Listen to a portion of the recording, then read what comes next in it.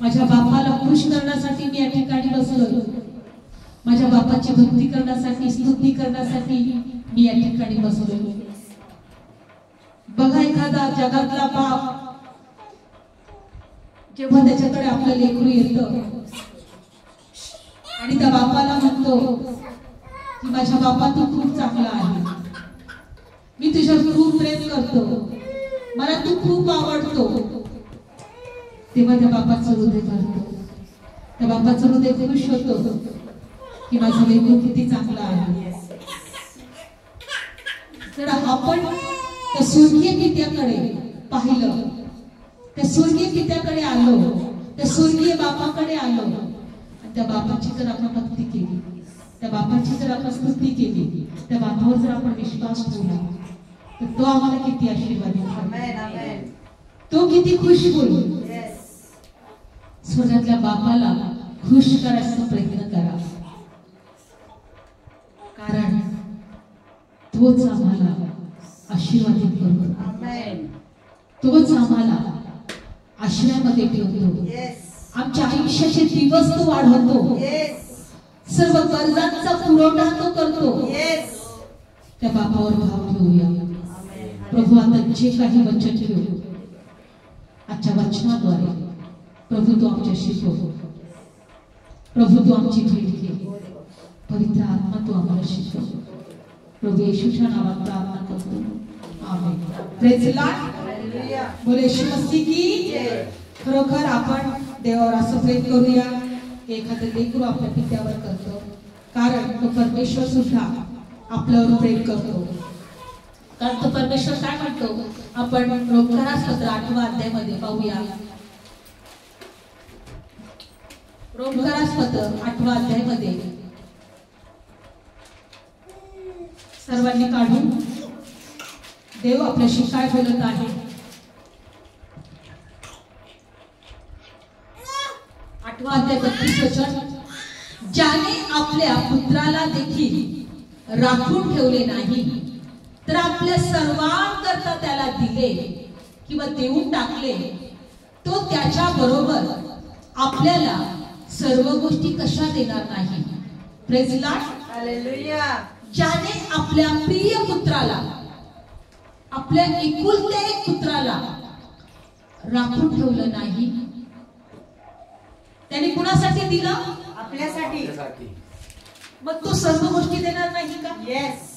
नाही देणार का. बायबल सांगतं असं की तो सर्व काही देणार नाही का. देईल. पण आम्हाला काय करायचंय, आम्हाला विश्वास ठेवायचा. येस. तो मला सर्व काही देईल. आमेन. आज त्या शिष्यांची साक्ष मला खूप आवडते. त्यांचे लेकरू आता 1 वर्षाचं झालंय, तिच्या हृदयामध्ये 3 होल होते, पण त्या म्हणतात की माझा देवावर विश्वास होता. मी दवाखान्यामध्ये रात्र दिवस किंवा दिवसभर बसायचे, गर्दी असायची, नंबर लावायचे, माझ्याकडे पैसा नसायचा जास्त, सरकारी हॉस्पिटलमध्ये मी नंबर लावून बसायचे. पण मी जेव्हा देवाकडे विश्वास ठेवला, देवाकडे प्रार्थना केली, ज्या रिपोर्ट मध्ये 3 होल आले होते, त्यानंतर रिपोर्ट नॉर्मल आला आणि ती लेकरू पूर्ण बरी झाली. आज 8-9 वर्ष त्या बहिणीला लेकरू नव्हतं, प्रार्थना केली, देवाने त्या लेकरू दिलं. आज वचनात आपल्याला ते सांगतो की माझा पुत्राला देखील मी राखून नाही ठेवलं, माझ्या पुत्राला देखील राखून नाही ठेवलं. कुणासाठी दिलं, आपल्यास, आमच्यासाठी दिलं. तो त्याच्याबरोबर सर्व काही देणार नाही का. Praise the Lord. एकच विश्वास ठेवा, माझा देव मला खूप आशीर्वाद देईल. आमेन. मी ज्या देवाच्या जवळ बसलोय, मी ज्या देवाची भक्ती करत आहे, तो देव मला आशीर्वाद देईल. Praise the Lord. हालेलुया. कारण बायबल काय सांगतं माहिती का, धनवानाने धनावर भरोसा नाही ठेवला पाहिजे. काढू आपण वचन, यिर्मयाचं पुस्तक 17वा अध्याय, यिर्मयाचं पुस्तक 17वा अध्याय. आज आपण आपल्या जीवनामध्ये देवावर भरोसा ठेवायला शिकूया, ज्याने आपला एकुलता एक पुत्र राखून ठेवला नाही, आमच्यासाठी दिला. Praise the Lord. हालेलुया. आमच्यासाठी दिला, आमच्यासाठी दिला. एर्मियाचं पुस्तक 9वा अध्याय 9वा अध्याय काढू आपण वचन 9वा अध्याय 23 वचन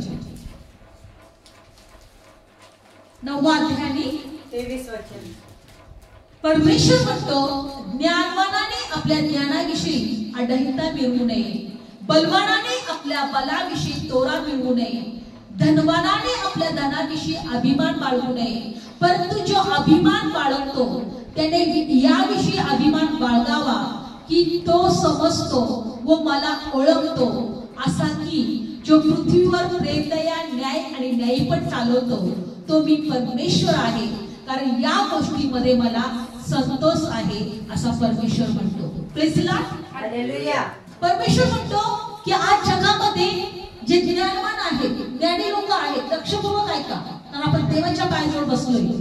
देव आपल्याला पाहतोय आणि देव आपल्याला त्याचं प्रतिफळ देईल. नेहमी देवाकडून प्रतिफळ मिळवायचा प्रयत्न करा, माणसाकडून नको. देवाकडून तुमची प्रशंसा होईल अशी प्रशंसा मिळवायला प्रयत्न करा, जगाकडून नको. कारण जेव्हा आम्ही देवाकडून प्रशंसा मिळवू, ती प्रशंसा सार्वकालिकासाठी आहे, ते पारितोषिक सार्वकालिकासाठी आहे. या जीवनात आम्हाला ते प्रतिफळ मिळवायचा प्रयत्न करायचा आहे. देवाकडून पारितोषिक, देवाकडून बक्षीस मिळवायचा प्रयत्न करायचा आहे. Praise the Lord. हालेलुया. जगातले ज्ञानवान म्हणतात की देव कुठे आहे? मला माझ्या शक्तीने सर्व काही मिळवायचंय, माझ्या ताकदीने मला सर्व काही मिळवायचे, हो की नाही? माझ्या ज्ञानाने मला खूप शिक्षण घेऊन मला सर्व पुढे जायचंय.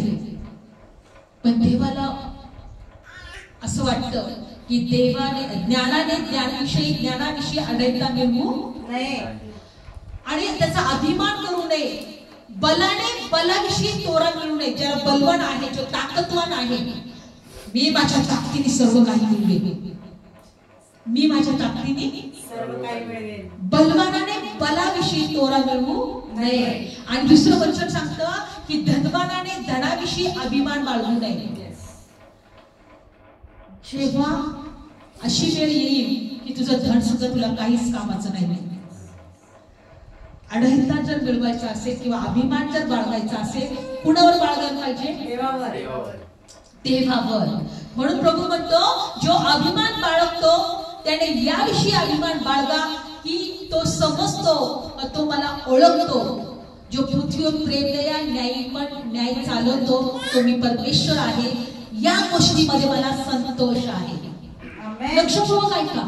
परमेश्वर म्हणतो की जो मला ओळखतो, का एक देव आहे या पृथ्वीवर न्यायपण आणि प्रेम, दया चालवतो, आणि त्या देवाला मी ओळखतो.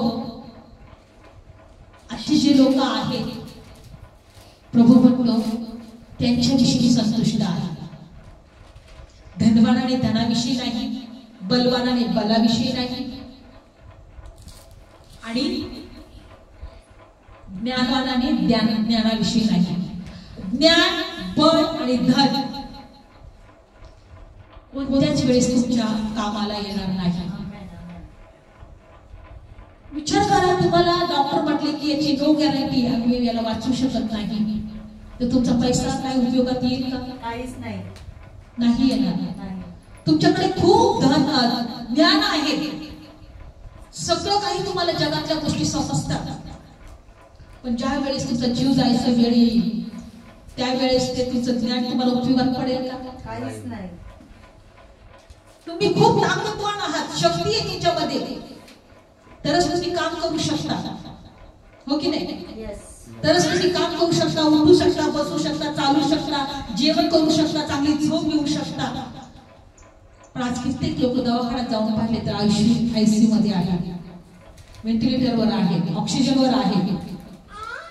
धड धाकड लोक, धिप्पाड लोक, ज्यांना एकेकाळी आपल्या शक्तीवर, ताकदीवर भरोसा होता, असे लोक कुठं पडलेले आहेत? हॉस्पिटलमध्ये. म्हणून बलवानाने आपल्या बलाविषयी सुद्धा तोरा मिळवू नये. Praise the Lord. एक लक्षात ठेवायचे की आपल्याला देवावर भरोसा ठेवायचा. कोणावर भरोसा ठेवायचा? देवावर. तो सर्व काही, कारण याच्यामध्ये देव म्हणतो मला संतोष आहे. जो मला ओळखतो ना, मी एक देव आहे जो पृथ्वीवर न्यायपण प्रेम दया चालवतो. जे लोक मला ओळखतात त्यांच्याविषयी मी संतुष्ट आहे. Praise God. म्हणून आज जेव्हा तुम्ही देवाला ओळखाल ना, तर देवाच्या गोष्टी तुम्हाला समजतील. आम्हाला जगातल्या गोष्टी समजण्यापेक्षा देवाच्या गोष्टी आम्हाला समजून घ्यायच्या आहेत. लक्षपूर्वक ऐका. देवाच्या गोष्टी समजण्यापेक्षा आम्हाला जगातल्या गोष्टी समजण्यापेक्षा आम्हाला देवाच्या गोष्टी समजून घ्यायच्या आहेत. समजून घ्यायच्या आहेत. आणि म्हणून आज आपण वचनात बघणार आहोत. बायबल सांगतं मत्ते शुभवर्तमान. आता वचनात आपण जाणार आहोत. खरं मत्ते शुभवर्तमान पहिला अध्याय. काढू वचन. मत्ते शुभवर्तमान. मत्ते शुभवर्तमान किंवा 6वा अध्याय काढा.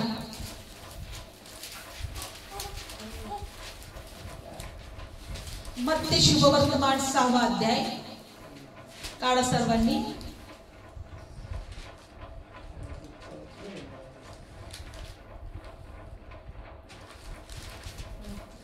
काढलं 6वा अध्याय. धन्यवाद येशू. बघा ह्या वचनात असं दिलेलं आहे 22वं वचन. डोळा शरीराचा दिवा आहे. म्हणून जर तुझा डोळा निर्मळ असला तर तुझे सगळे शरीर प्रकाशमय होईल. पण तुझा डोळा वाईट असला तर तुझे सगळे शरीर अंधकारमय होईल. म्हणून तुझ्यात प्रकाश जर अंधार असला तर तो कसला अंधार केवढा. तो अंधार. लक्षपूर्वक ऐका. डोळा शरीराचा काय आहे. दिवा आहे. दिवा आहे. आणि तो जर प्रकाशित असला, तो निर्मळ असला तर तुझं शरीर प्रकाशमय होईल.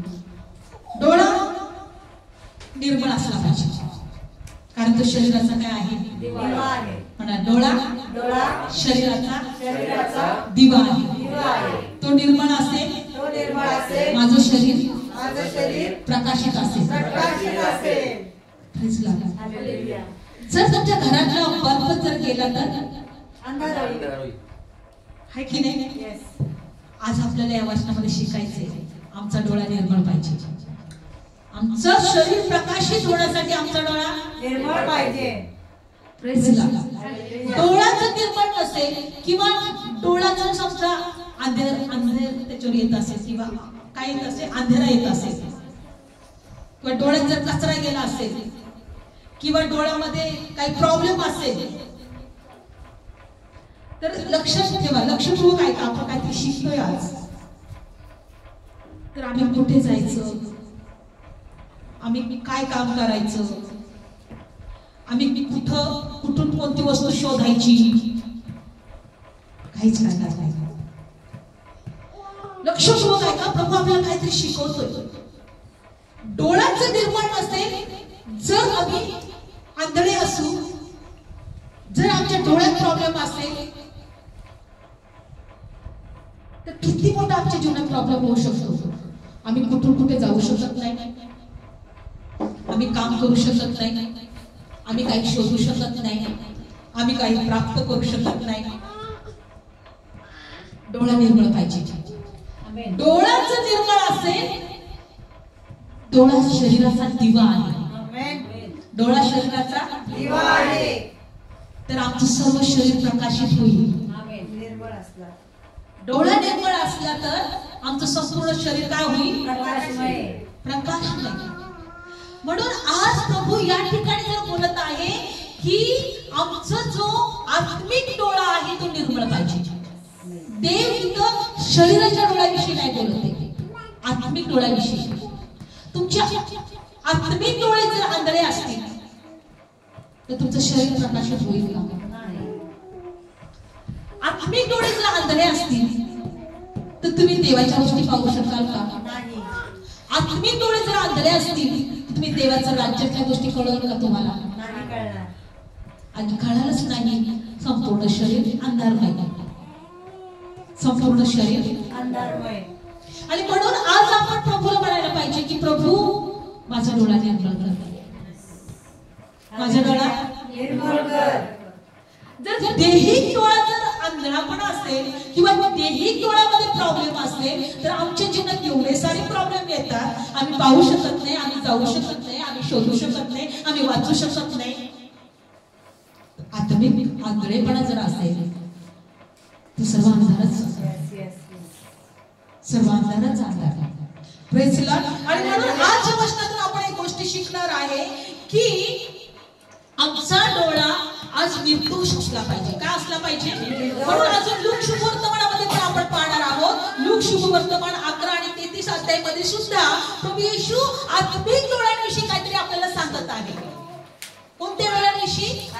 लूक काढूया. लूक 11 आणि 33 अध्यायामध्ये आज मला प्रभू या गोष्टीकडे घेऊन जात आहे की तुमचा डोळा निर्मळ किंवा निर्दोष असला पाहिजे. आमेन. जर देहिक डोळा निर्दोष नसेल, निर्मळ नसेल तर एवढे प्रॉब्लेम येऊ शकतात. तर आमचे आत्मिक डोळे जर निर्दोष नसतील, निर्मळ नसतील तर आमचं शरीर अंधकार होईल. आम्ही अंधार, आमचं शरीर जर अंधार असेल तर आम्ही चाचपतच राहू ना. आम्ही काय होऊ?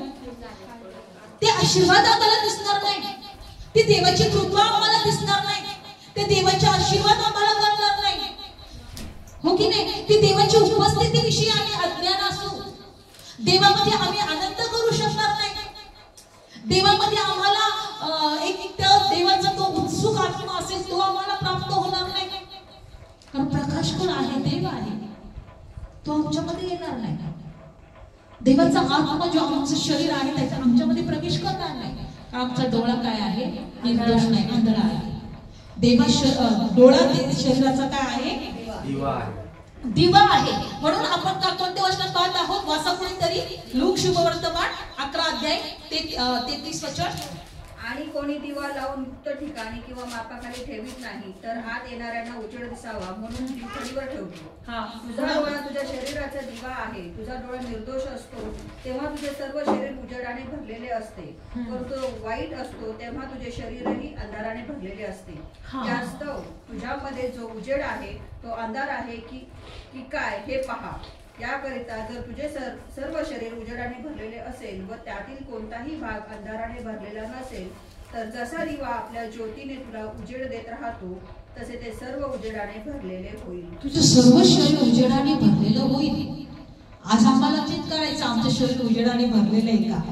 Praise the Lord. बघा की या वचनात काय दिलंय. आपण 34 वचनापासून वाचूया. लूक शुभवर्तमान 11 आणि 34. तुझा डोळा तुझ्या शरीराचा दिवा आहे. तुझा डोळा निर्दोष असतो तेव्हा तुझं सर्व शरीर उजेडाने भरलेलं आहे. आमेन. आणि पुढचं वचन, परंतु तो जर वाईट असतो तेव्हा शरीरही अंधाराने भरलेला आहे. या वास्तव तुझ्यामध्ये जे उजेड आहे तो अंधार आहे की काय ते पहा. तुझ्यामध्ये जे उजेड आहे ते अंधार आहे का ते पहा. डोळा काय पाहिजे? दिव्यासारखा पाहिजे. आज आपल्याला बघायचंय की आज माझ्यामध्ये जे उजेड आहे तो अंधार आहे का? जर माझा डोळा निर्दोष असेल तर माझ्यामध्ये प्रकाश असेल. माझा डोळा निर्मळ नसेल तर माझ्यामध्ये अंधार असेल. आज प्रभू म्हणतो की तुझ्यामध्ये तू अंधाराने भरलेला आहे का ते पहा. कारण पुढचं याकरता जर तुझे शरीर उजेडाने भरलेले आहे त्यातील कोणताही भाग अंधाराने भरलेला नसेल तर दिवा आपल्या ज्योतीने तुला उजेड देत राहतो तसे ते उजेडाने ते भरलेले होईल. दिवा जो आहे तो काय करत देत राहतो? उजेड देत राहतो. दिवा काय आहे? उजेड देत राहतो. तो काय देत राहतो? उजेड देतात. आणि उजेड देत राहतो. आणि तोच अंधाराने भरलेला भाग जो असेल बायबलमध्ये दिले का दिवा आपल्या ज्योतीने तुला उजेड देत राहतो आणि संपूर्ण शरीर ते उजेडाने भरलेलं होईल. आज या वचनातून एक गोष्ट शिकायचंय की जर डोळा माझ्या शरीराचा दिवा आहे, माझे आत्मिक डोळे जर माझ्या शरीराचा दिवा आहे आणि तो आज निर्मळ आहे का? तो निर्मळ असेल तर माझं संपूर्ण शरीर प्रकाशवर उजेडाने भरलेलं असेल आणि आम्हाला स्पष्ट दिसेल. म्हणून आज एका वचनात आपण बघत आहोत की आमचे डोळे, आत्मिक डोळे आम्हाला उघडायचे. आमचा आत्मिक डोळा आंधळेपणा जर असेल, आमचा डोळा जर झाकलेला असेल आमचा डोळा जर दोषी असेल, कशाने तो दोषी असू शकतो आपण एक प्रश्न जाणार आहोत. इपिस्तरास पत्र 3 अध्याय आणि 8 आणि 9 वचन कोणीतरी वाचा. इपिस्तरास पत्र 3 अध्याय 8 आणि 9 वचन. एक वचनातून आम्हाला आता शिकायचं आहे. आमचा डोळा जो दिवा आहे तो पेटला पाहिजे. आमचा डोळा जो शरीराचा दिवा आहे तो पेटला पाहिजे. इपिस्तरास पत्र 3 अध्याय 8 आणि 9 वचन वाचा पटकन. सर्व पवित्रांतील जो लहानांपेक्षा लहान त्या मला ही कृपा देण्यात आली की मी ख्रिस्ताच्या अगाध संपत्तीची सुवार्ता राष्ट्रांच्या लोकांमध्ये सांगावी आणि ज्याने येशू ख्रिस्त 5 अध्याय काढा. 5 अध्याय 8 आणि 9. 5 आणि 8 आणि 9. कारण तुम्ही पूर्वी अंधार होता परंतु आता प्रभूमध्ये उजेड आहात. उजेडाच्या लेकरांसारखे चाला, कारण उजेडाचे फळ सर्व चांगलेपण व न्यायीपण व खरेपण यात आहे. उजेडाचे फळ सर्व चांगलेपण न्यायीपण खरेपण यात आहे. तुम्ही आता काय आहात? उजेड. तुम्ही काय आहात? आणि उजेडाच्या लेकरांसारखं चाला. उजेडाच्या लेकरांसारखं चला. म्हणजे तुम्ही आता अंधारात चाचपणार नाही. अंधारात तुम्ही चाचपणार नाही. तुम्ही उजेडाच्या लेकरांसारखं. कारण उजेडाचे फळ काय आहे? सर्व चांगलेपण. म्हणा सगळे चांगलेपण, सगळे चांगलेपण, न्यायीपण, खरेपण यात आहे. Praise Lord. सगळे चांगलेपण, खरेपण आणि न्यायीपण यात आहे. जर चांगलेपण नसेल, जर न्यायीपण नसेल, जर खरेपण नसेल तर डोळा कसा आहे? निर्दोष, दोषी आहे. दोषी आहे. लक्षपूर्वक ऐका. डोळा कसा आहे? दोषी आहे. आम्ही प्रत्येक वेळेस जर खोटं बोलत राहू, आम्ही प्रत्येक जण न्यायी पण करणार नाही, आम्ही प्रत्येक जण आम्ही खरेपण आमच्यामध्ये नसेल, डोळा कसा आहे? दोषी. मग जर डोळ्यामध्ये दोष आहे तर आमचं शरीर कसं असणार? दोषी. कसे असणार? अंधकार. म्हणून तुझ्या शरीरात अंधार आहे की काय ते तू पहा. तुझा शरीराचा डोळा काय आहे? अंधार आहे. अंधार आहे का पहा. निर्दोष आहे का पहा. लक्षपूर्वक ऐका. ज्यावेळेस प्रभूने आम्हाला एक गोष्ट दाखवत आहे की जर तुझ्या डोळ्यामध्ये जर दोष नसेल, आत्मिक डोळ्यामध्ये दोष नसेल तर संपूर्ण शरीर प्रकाशमय होईल आणि तुला आत्मिक गोष्टी दिसतील. काय दिसतील? आज आम्हाला एक शिकायचं आहे. सर्व चांगलंपणा बघा त्याच्यामध्ये दिले. सर्व चांगलंपणा, सर्व न्यायीपण, सर्व खरेपण. उजेडाचं फळ हे आहे. उजेडाचं फळ. पण चांगले पण खरे पण नाही पण आमच्यामध्ये जर नसेल तर आमचा डोळा दोषी आहे. आणि जर आमचा डोळा दोषी असेल तर आत्मिक गोष्टी आम्हाला दिसणार. आत्मिक गोष्टी आम्हाला दिसणार ना. आत्मिक गोष्टी जर आम्हाला दिसल्या नाही तर स्वर्गीय आशीर्वाद आम्हाला प्राप्त होणार नाही. स्वर्गीय आशीर्वाद आम्हाला प्राप्त होणार नाही. तुम्हाला माहिती आहे बायबल सांगतं एक सेवक होता देवाचा, अलिशा. अलिशा बायबल मध्ये दिलंय की आहाब राजाच्या काळामध्ये होता. इस्रायलचा राजा त्यावेळेस आहाब राजा होता. आणि वचनात असं दिलंय की त्याचा सेवक होता एक गेहेजी. कोण होता? गेहेजी. गेहेजीचा जर तुम्ही अध्याय वाचला ना त्याच्यामध्ये लोभ होता. लोभपणा. काय होता? लोभपणा. पण बायबल सांगतं की त्यांनी लोभपणा केलाच होता. पण हा आहाब राजा जो होता ना याला नेहमी आरामीचा राजे काय करायची? त्याचा जो शत्रू होता हा आरामीचा राजा या आहाब राजाविषयी कट कारस्थान करायचा. त्याच्यावर शत्रू घेऊन यायचं किंवा त्याच्यावर युद्ध करण्यासाठी त्याच्यावर कट कारस्थान करायचं. युद्ध त्याच्याशी करण्यासाठी आहाबाच्या राजाची. आणि तो काय करायचा? त्याची प्लॅनिंग करायचा आपल्या रूम मध्ये, झोपण्याच्या रूम मध्ये किंवा एखाद्या बैठक रूम मध्ये. आणि जेव्हा जेव्हा त्या आहाब राजाच्या विरोधात कटकारस्थान करत होतं तेव्हा तेव्हा हा अलिशा जो देवाचा सेवक होता याला त्या गोष्टी कळायच्या. देव दाखवायचा. आणि मग तो नाही तो अलिशा आहाब राजाला निरोप पाठवून सांगायचा, आहाब या ठिकाणी तू जाऊ नको, तुझ्या विरोधात शत्रू तुझे येत आहे. या ठिकाणी तू जाऊ नको, त्या ठिकाणी शत्रू तुला मारण्यासाठी येत आहे. तुझ्याविषयी असा सकट कारस्थान झालेला आहे. कारण की राजे लोक जेव्हा जायचे तेव्हा त्या लोकांना कळायचं हा इथं येणार आहे. आणि मग त्यांनी काय करायचे की त्याच्याविषयी सापळा रचायचे. आज याला आपण काय करू, मारून टाकू, आज याला घेऊ. पण अलिशा जो देवाचा सेवक होता तो अगोदरच आहाब राजाला जागृत करायचा. आणि जेव्हा त्या आरामाच्या राजाला कळालं, अरे आपण किती वेळेस कट केलेला आहे या राजाला फसवण्यासाठी, याला मारण्यासाठी, पण आपल्यामध्ये असा कोणता मनुष्य आहे का तो जाऊन त्या राजाला कळवतोय आणि तो राजा तिथे जात नाही. त्याला संशय आला त्या आरामाच्या राजाला, कोणतरी आपल्यामध्ये असं आहे की तो जाऊन त्या इस्रायलच्या आहाब राजाला सांगतोय, आपल्या सगळ्या गोष्टी त्याला कळवतोय. आणि तो म्हटला कोण आहे तो. तेव्हा एका व्यक्तीने, त्या आरामाच्या राजाच्या एका व्यक्तीने सांगितलं, आपल्यामधलं कोणी नाही, पण तिथं इस्रायलचा एक देवाचा सेवक आहे, परमेश्वरचा एक दास आहे, त्या राजाला त्या गोष्टी तो कळवतोय, त्या राजाला तो सुरक्षित ठेवतोय. आणि मग आता याचं डोकं फिरलं. त्या राजाचं, आरामाच्या राजाचं सर्व सैन्य गोळा केले, जा म्हणे त्या मनुष्याला पकड. काय कर, त्या मनुष्याला पकडून इकडे घेऊन ये. आणि मग बायबलमध्ये दिलेलं आहे का त्या राजामुळं किंवा त्या अलिशाचा संपूर्ण ते नगर त्या राजाने वेढलं सैन्याने अलिशाला पकडण्यासाठी. काय झालं अलिशाला पकडण्यासाठी? संपूर्ण वेढलं सैन्याने. पण काय झालं इथं बघूया आपण वचनामध्ये. 2 राजे, जाऊया आपण त्या अध्यायामध्ये की नंतर काय होतं.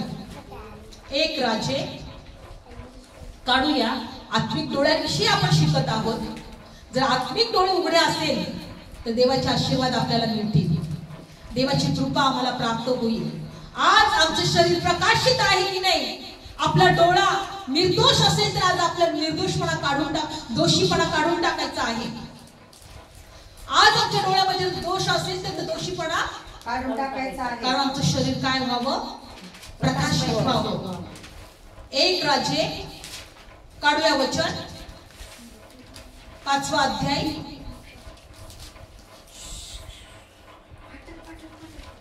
किंवा 6वा अध्याय मध्ये आहे मला वाटतंय. आहे का त्याच्यामध्ये? 1 राजे, हा 6वा अध्याय आहे का?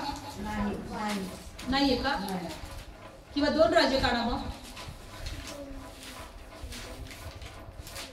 2 राजामध्ये बघा. हा 2 राजे 6वा अध्याय. लक्षपूर्वक ऐका. आता आपण काहीतरी शिकत आहोत. आत्मिक डोळे उघडे असेल तर आम्ही कसं देवाचं सामर्थ्य पाहू शकतो. लक्षपूर्वक ऐका. 2 राजे 6वा अध्याय. आरामाचा राजा इस्रायलची लढत होता. तेव्हा तो आपल्या सेवकांशी मसलत करत म्हणाला, अमुक अमुक ठिकाणी माझा तळ होईल. आणि देवाच्या माणसाने इस्रायलच्या राजाकडे सांगून पाठवले की सांभाळ, अमुक ठिकाणी तू जाऊ नको, कारण तिथे आरामी येत आहे. आणि ज्या ज्या ठिकाणाविषयी देवाच्या माणसाने इस्रायलच्या राजाला सांगितले, सूचना दिली होती, तिथे त्याने माणसे पाठवून आपले रक्षण केले. हे एकदाच नाही तर 2दा 3दा असे कित्येकदा झाले. 11. तेव्हा या गोष्टीमुळे आरामाच्या राजाचे हृदय फार त्रासले. त्याने आपला सेवक बोलावून त्यांना म्हटले, इस्रायलच्या राजाकडे आमच्यातला कोण आहे हे तुम्ही मला सांगता की नाही? तेव्हा त्याचा एक सेवक म्हणाला, माझ्या प्रभू राजा कोणी नाही. इस्रायलचा अलिशा भविष्यवादी ज्या गोष्टी तू आपल्या निजाईच्या खोलीत बोलतोस त्या इस्रायलच्या राजाला सांगतो. मग त्याने म्हटले, चल तो कुठे आहे ते मला ते आता पहा. म्हणजे मी माणसे पाठवून त्याला आणि मग त्या दोथाणात आहे असे त्याला कोणी कळवले. मग त्याने तिथे घोडे, रथ, मोठे सैन्य पाठवले आणि रात्री जाऊन त्या नगराला वेढा घातला. आणि देवाच्या माणसाचा कडी पहाटेच उठून बाहेर पडला तर पहा, घोडे, रथ आणि सैन्याने ते नगर वेढलेले आहे. मग त्याच्या तरुणाने त्याला म्हटले, माझ्या धन्या, हाय हाय, आपण कसे करावे? तो बोलला भिवू नको, कारण जे त्यांच्या जवळ आहे त्यांच्यापेक्षा जे आम्हा जवळ आहे ते बहुत आहे. आमेन. मग अलिशाने प्रार्थना केली. तो म्हणाला, हे यहोवा, मी तुला विनंती करतो, याला दिसावे म्हणून याचे डोळे उघड. तेव्हा देवाने त्या तरुणाचे डोळे उघडले. मग त्याने खाली आल्यावर परमेश्वराची प्रार्थना करीत म्हणाला, मी तुला विनंती करतो की या लोकांना आंधळे करून टाक. हा, त्या डोळे उघडले. मग त्याने दिसावे म्हणून त्याचे काय केले? हा, मग त्याने पाहिले की पहा, अलिशा होती अग्नीचे घोडे आणि रथ आणि डोंगर भरलेला आहे. Praise Lord. जेव्हा त्या गहेजीचे डोळे उघडले, अलिशाच्या भोवती अग्नीचे रथ होते. अलिशाच्या भोवती काय होते? त्याने पाहिले की काय तिथे वाचा, अग्नीचे घोडे आणि रथ आणि डोंगर भरलेला आहे. म्हणजे ज्या अलिशाला त्या आरामाच्या सैन्याने वेढलेले होतं, सैन्याने पूर्ण वेढलेला होता त्याला पकडण्यासाठी, त्या अलिशाच्या भोवती अग्नीचे घोडे त्याला संरक्षण देत होते. अग्नीचे घोडे आणि रथ. लक्षपूर्वक ऐका.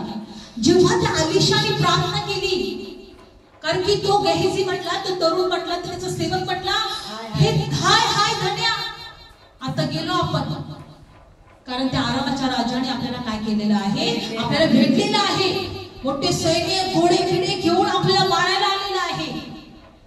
अलिशाने चिंता केली नाही, टेन्शन घेतलं नाही. त्यांनी प्रार्थना केली. तो काय म्हटला? त्या गेहजीला म्हटला नाही, परमेश्वराला म्हटला, प्रभू याचे डोळे उघड. काय कर? याचे डोळे उघड. याचे डोळे उघड. आणि जेव्हा त्या गेहजीचे त्या तरुणाचे डोळे उघडले, त्याने अलिशाच्या भोवती काय पाहिलं? अग्नीचं रथ आणि घोडे पाहिले. काय पाहिले त्याने? अग्नीचे रथ आणि घोडे. 18. आणि मग अलिशा खाली आल्यावर तो परमेश्वराला प्रार्थना करत म्हणाला, मी तुला विनंती करतो की ह्या लोकांना आंधळे करून टाक. तेव्हा अलिशाच्या वचनाप्रमाणे त्यांना म्हटले, आंधळे करून टाकले. तेव्हा अलिशाने त्यांना म्हटले, ही वाट नव्हे, हे नगर नव्हे, माझ्या मागे या आणि ज्या माणसाचा तुम्ही शोध करता त्याच्याकडे मी तुम्हाला पोहोचवीन. मग त्यांनी त्याला शोमरोनामध्ये नेले. आणि असे झाले की शोमरोनात पोहोचल्यावर अलिशाने म्हटले, हे यहोवा, यांना दिसावे म्हणून यांचे डोळे उघड. तेव्हा परमेश्वरचे डोळे उघडले आणि त्यांनी पाहिले तर पहा, ते शोमरोनामध्ये आले, जिथे राजा होता त्या राजाच्या ठिकाणी त्याला आले. शत्रूचे डोळे त्या अलिशाने आंधळे केले. ते चाचवायला लागले आणि ते म्हटले, त्या मनुष्याला तुम्हाला शोधताना, चला मीच तुम्हाला घेऊन जातो त्यांच्याकडे. आणि त्या लोकांना कुठे घेऊन गेला माहितीये का? आहाब राजाजवळ. कोणाकडे आणलं त्यांना? आहाब राजाजवळ. आणि मग आता हा आहाब राजा म्हटला, काही स्वामी, आता मी यांचं काय करू? मी यांचं काय करू आता? तो काय म्हटला माहिती? अलिशा, यांना खाऊ पिऊ घाल आणि यांच्या वाटेने यांना जाऊ दे. हे शत्रू आहेत पण यांना काय करतो? खाऊ पिऊ घाल आणि यांना वाटेने जाऊ दे. मला तुम्हाला एक सांगायचं आहे, गेहजीचे डोळे कसे होते? आंधळे होते. अंधारात होता त्याचा डोळा, अंधारा होता. म्हणजे तो त्याचा आत्मिक डोळा अंधारा होता. म्हणून अलिशा होते जे रथ आहेत, अग्नीचे घोडे आहेत, तो पाहू शकला नाही.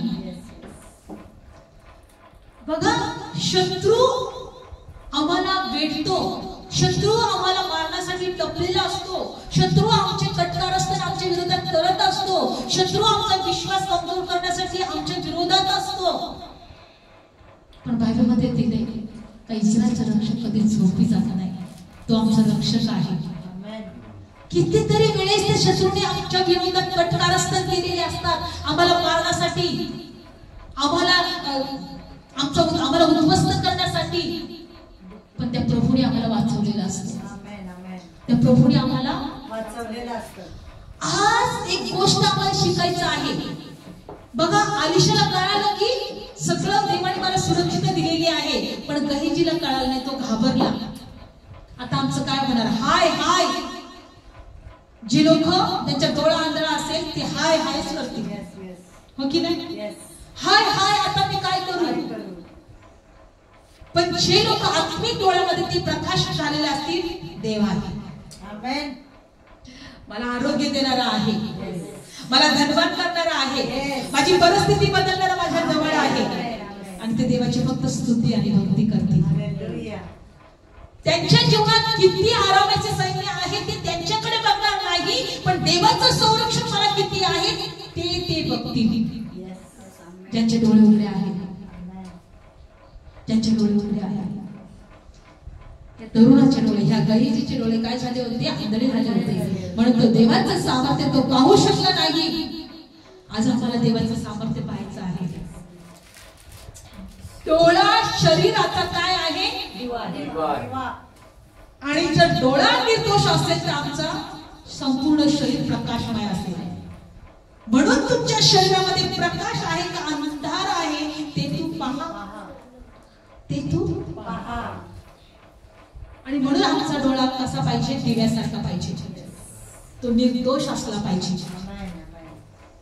बायबल सांगतं खरे पण, न्यायी पण, सर्व चांगलं पण जर आमच्यामध्ये असेल तर आम्ही प्रकाश आहोत.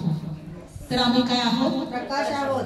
आणि जर आम्ही प्रकाश आहोत तर बायबल सांगतं की सर्व देवाच्या गोष्टी आम्हाला कळतील, सगळ्या गुप्त गोष्टी आम्हाला कळतील, सर्व रहस्य आम्हाला कळेल, सर्व स्वर्गीय गोष्टी आम्हाला कळतील.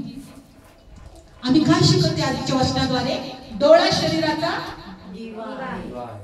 दिवा आहे. दिवा नसेल तर संपूर्ण शरीर काय असेल? अंधार. म्हणून आज आमच्या डोळ्याला निर्दोष ठेवायला शिकलं पाहिजे. आज आमच्या डोळ्याला निर्दोष आम्ही ठेवायला जेव्हा शिकू, आम्ही आत्मिक गोष्टी पाहू आणि आत्मिक गोष्टी आमच्या जीवनामध्ये आशीर्वाद घेऊन येतील.